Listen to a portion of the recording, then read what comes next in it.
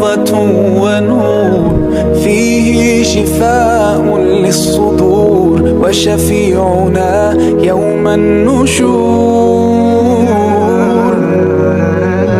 آياته تروي المدى وصفاته نبع الهدى، نلقى الجنان بحبه، لن تستقيم حياتنا إلا به. هو القرآن والفرقان، إليه تنصت الأكوان وفيه تعطر. Ada satu nasihat dari seorang ulama, Quran itu nikmat dengan irama, tapi jauh lebih nikmat dengan tadabbur makna. وفيه محاسن الأخلاق والقرآن.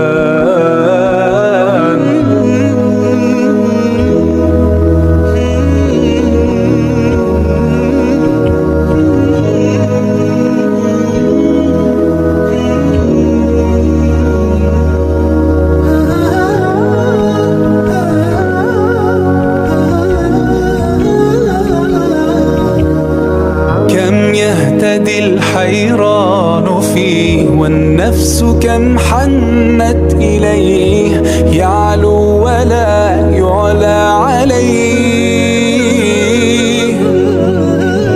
هيا نرتل آيه ونعيش تحت ظلاله، ننسى الهموم بقربه، لن تستقيم حياتنا إلا به.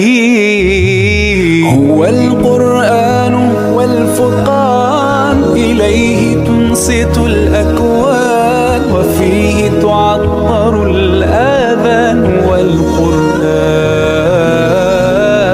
ضياء يملأ الآفاق ونور يبعث الأشواق، وفيه محاسن الأخلاق